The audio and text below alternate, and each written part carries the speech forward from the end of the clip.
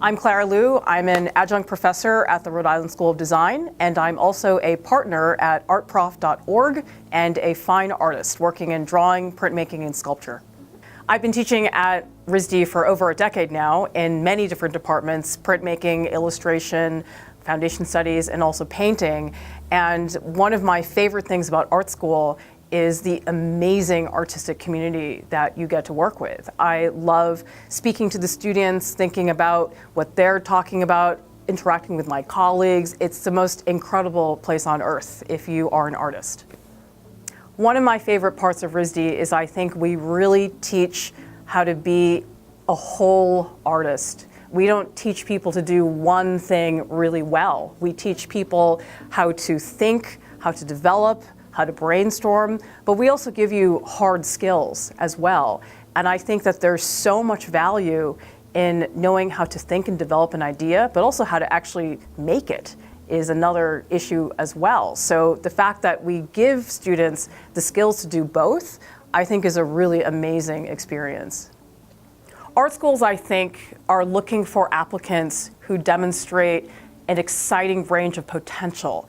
Obviously, you haven't been to art school yet if you're applying, and so there isn't the assumption that you're gonna have a portfolio like a professional artist, but there needs to be the sense, looking at your portfolio, that you are passionate about what you do and that you are deeply invested. Because I think, unfortunately, there's a lot of negative stereotypes about artists just in the culture of being a person. Actually, it's everywhere, that people make the assumption that, oh, we're lazy and we're just talented, we're just lucky we know how to do things, and it's not like that. I mean, I worked for years and trained and took classes and worked so hard to gain the skill set that I have.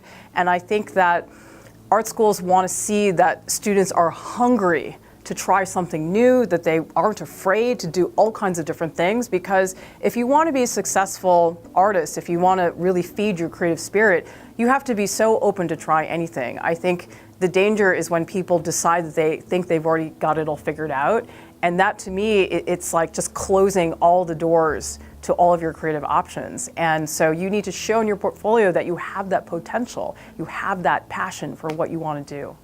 I think the biggest issue that I've seen with students applying to art school is that they just don't have any help. They don't have people who have the skill set to teach them what they need to know. They're not getting the feedback that they want. And so what I tell students is that you have to put yourself out there to get that feedback, to get that help. Don't tell yourself that you're going to apply to art school on your own. I did it that way in the 90s. I applied to art school with no help, no internet, nothing, and it was miserable. And if I could go back and do it again, I would have sought out more advice. I would have gotten help from more of my teachers. I wish I had done that. And so that's what I tell my students now. I say, look, if you want to apply to art school, this is not a solo job. This is something that you need to do with support from your community. Being here at Foresight Academy in Vancouver for this weekend has been such a great experience. I've had so much fun speaking to the students, working and meeting a lot of the parents and a lot of students that came to the lecture, and especially working with students in the workshop, because when I'm teaching at RISD, I get the students for the entire semester. So by the end of the semester, we know each other inside out. And there's something so different about coming into an environment where people don't know you at all and are just looking at you in such different light that I really enjoy that experience.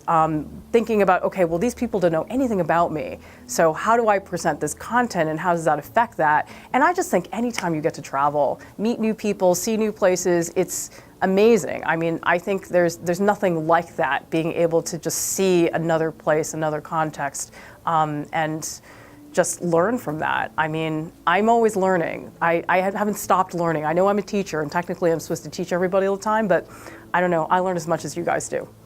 The drawing exercise that we did today at Foresight Academy is a project where I ask students to take one object and I say to them, draw it 20 times in a row in a different way every single time. It sounds like a really simple exercise, but actually people discover along the way that they change and develop so much over time. Because a lot of people, the first 3 drawings are pretty easy. They say, oh, I know what I have to do. But then you hit drawing number 8 and you go, oh, I don't know what to do now. I feel like I've exhausted all of the options.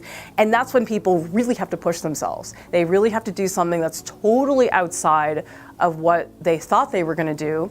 And it's remarkable to see the progress that happens, that the first few drawings tend to be very literal, very tight and very obvious.